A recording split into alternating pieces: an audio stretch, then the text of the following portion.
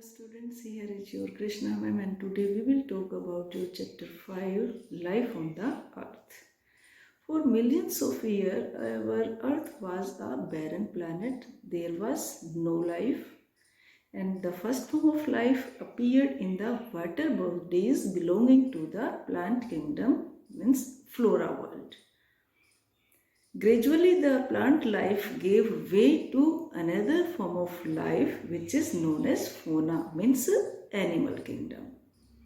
And the relationship between plant kingdom, animal kingdom and human beings with their environment is known as ecosystem. The human beings who first appeared on the earth were known as Homo sapiens. We know that Earth is the only planet where life exists.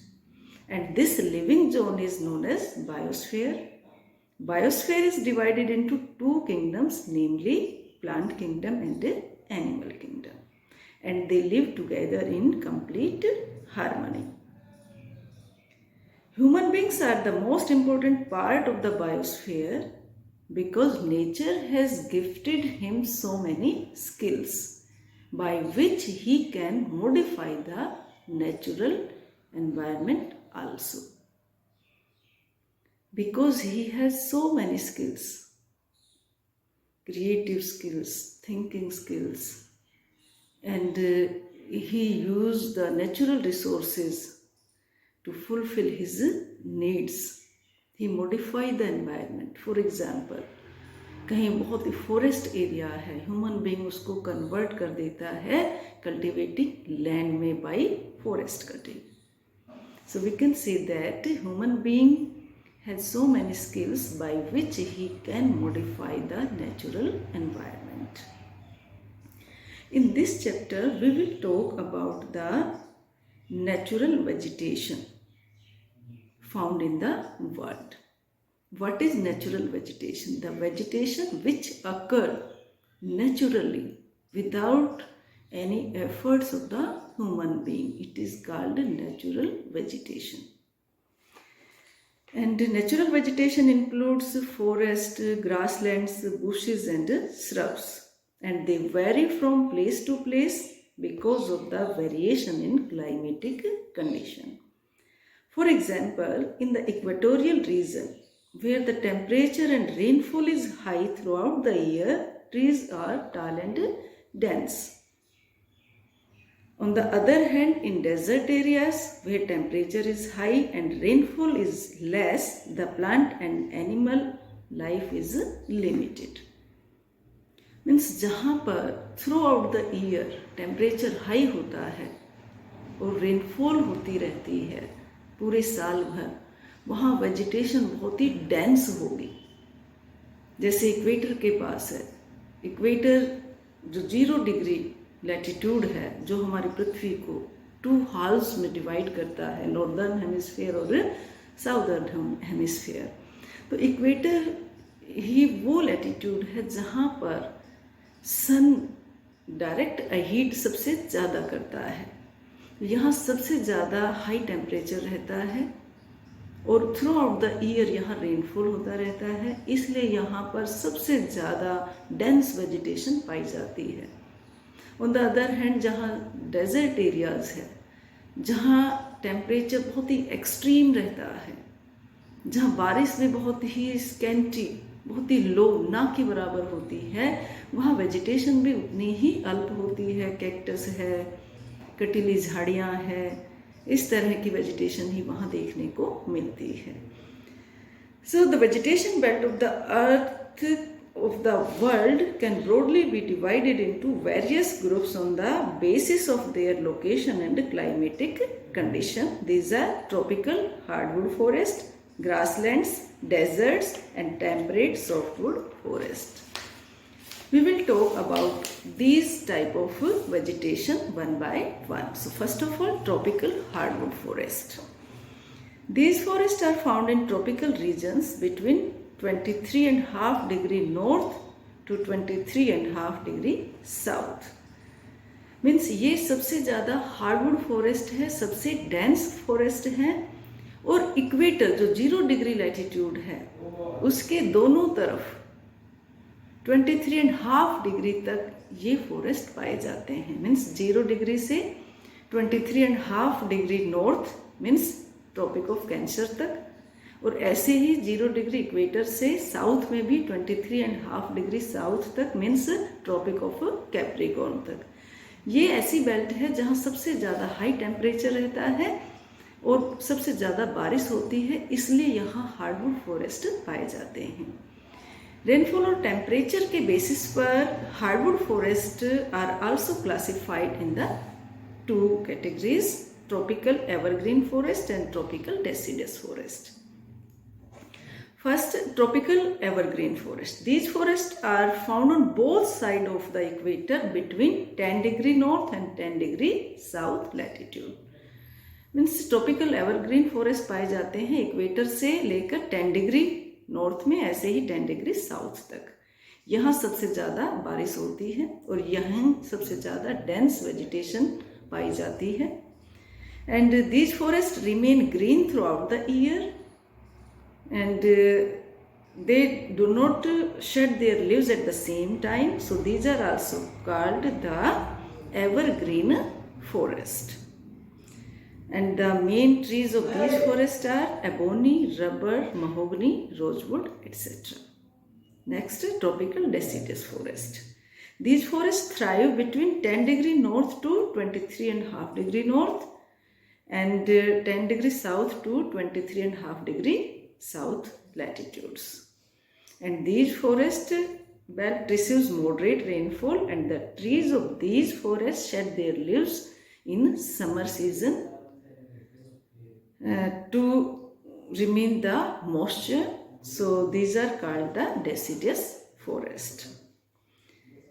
And the trees of these forests are of medium height, and some trees are sal, teak, bamboo, sesam, etc. Now next is grasslands. Grasslands are areas where the vegetation is dominated by grasses, grass-like plant and scattered trees. Grasslands are found in the areas of scanty rainfall. Means जहाँ बारिश कम होती है, जहाँ बड़े बड़े पेड़ फल फूल नहीं सकते हैं, वहाँ ग्रासलैंड्स पाए जाते हैं। And they can be divided into 2 groups, tropical grasslands and temperate grasslands. Tropical grasslands are located between the equatorial forest and hot deserts in both the hemisphere. And these grasslands receive about 100 centimeter rainfall per annum. The grasses of these regions are very rough, thick and tall. Campos in Brazil are typical example of these forests. Now temperate grasslands.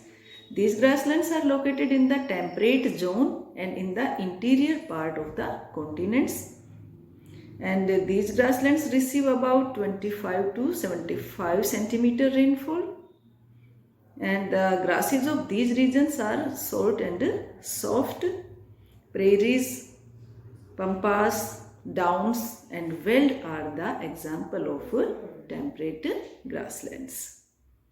Now deserts, a vast area which has less vegetation due to very scanty rainfall, is commonly known as a desert. यानी जहाँ बहुत ही कम बारिश होती है, जहाँ vegetation भी ना के बराबर ही होती है, उसको हम डेजर्ट कहते हैं। And deserts can be categorized into 2 groups, namely hot desert and cold desert. Hot desert, these are mostly located on the western margin of the continents where temperature remains very high throughout the year. किसी भी continent का जो western part होता है वहाँ पर hot desserts पाए जाते हैं और यहाँ बारिश बहुत ही कम होती है। और सहारा डेजर्ट है, इंडिया में थार डेजर्ट हैं, ये कुछ इसी तरह के हॉट डेजर्ट्स के एग्जाम्पल हैं। Cactus, shrubs and bushes are found in these deserts. Now cold deserts. The cold deserts are mostly found around the polar regions where temperature remains below freezing point for the major part of the year. ठीक है। Hot desserts तो वहाँ होते हैं जहाँ बहुत temperature high होता है और बारिश बिल्कुल ना के बराबर, और कोल्ड डेजर्ट वहाँ होते हैं जहाँ पर पोलर एरियाज के पास जहाँ हमेशा बर्फ ही जमी रहती है। ठीक है। And the common vegetation in cold deserts are mosses and lichens, etc. The main areas are northern part of Siberia and northern part of Canada. Now next, temperate softwood forest. And these type of forests are found in high altitudes. And these are called taiga in New Zealand and South America. These are also known as coniferous forest because they mainly have cone bearing trees. The trees are also conical in shape and have very soft wood, and they have needle shaped leaves. इनको coniferous forest भी कहा जाता है क्योंकि यहाँ पाए जाने वाले जो पेड़ हैं वो कोनिकल शेप में होते हैं, और इनकी जो नीडल्स होती हैं वो भी, जो लीव्स होती हैं वो नीडल शेप्ड होती हैं, नुकीली होती हैं। और ऐसा इसलिए होता है क्योंकि ये हाई अल्टीट्यूड में ये वेजिटेशन पाई जाती है और वहाँ आमतौर पर बर्फ़ गिरती रहती है, तो वो जो बर्फ़ है, स्नो है, वो एक्यूमुलेट ना हो पाए लीव्स के ऊपर।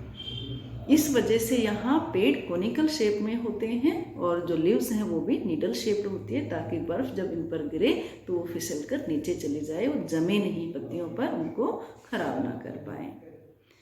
And the pine, fir, spruce are the example of coniferous forest. Now next is the animal kingdom. Animal kingdoms covers the birds, insect और animals. The animals vary from place to place because of the variation in the natural environment. The equatorial region receives heavy rainfall and the temperature is also high. With the result, tall and thick trees thrive here. As such, the forest in the region provide thick vegetation cover. This makes it possible to have a large variety of animals.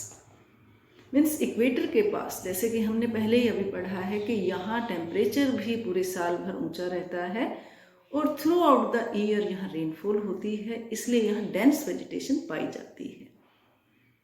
और जो dense vegetation है वो influence करेगी यहाँ पर wild animals को, यानी जितनी वेजिटेशन डेंस होगी उतनी ही बड़े बड़े जानवर यहाँ पर मिलेंगे। एनिमल किंगडम जो यहाँ होगा वो बहुत ही इस तरह का होगा जिसमें बहुत बड़े बड़े जानवर होंगे, और क्योंकि बारिश भी ज़्यादा है, तरह तरह के रेप्टाइल्स भी यहाँ होंगे, बर्ड्स भी होंगे, तो इस तरह का एनिमल किंगडम यहाँ पाया जाता है। लेकिन जहाँ बहुत ही कम बारिश हो, टेम्परेचर भी एक्सट्रीम रहे, तो वहाँ वेजिटेशन भी कम होगी, और वेजिटेशन अगर वहाँ बहुत ही कम है, ना के बराबर है, तो ऑब्वियसली वहाँ जो एनिमल्स हैं वो भी बिल्कुल ही ना के बराबर या छोटे छोटे जीव ही मिलेंगे। फॉर एग्जांपल जो डेजर्ट एरियाज़ है वहाँ क्योंकि कैक्टस और कटीली झाड़ियाँ पाई जाती हैं, तो जानवर भी वहाँ किस तरह के होंगे? स्नेक्स हैं, रैबिट्स हैं, रैट्स हैं, इस तरह के जानवर ही वहाँ पर मिलेंगे। And in the polar region, the animals have thick fur on their body to protect them from the extreme cold. और जो polar regions है जहाँ हमेशा बर्फ ही गिरती रहती है, वहाँ पर जानवर हमें इस तरह के देखने को मिलेंगे जिनके शरीर पर, बॉडीज पर बड़े बड़े फर होते हैं, क्योंकि वो जो फर है वो उन्हें एक्सट्रीम कोल्ड से बचाते हैं। Now next is human impact on the ecosystem. Due to the rapid increase in population of the world, the areas under the forest are fast decreasing. जनसंख्या लगातार बढ़ रही है। बढ़ती हुई जनसंख्या की सभी तरह के डिमांड्स को फुलफिल करने के लिए पेड़ों की रेकलेस कटिंग आज हो रही है, और ये हमारे इकोसिस्टम को इम्बैलेंस कर रहा है। There are some effects of human activities.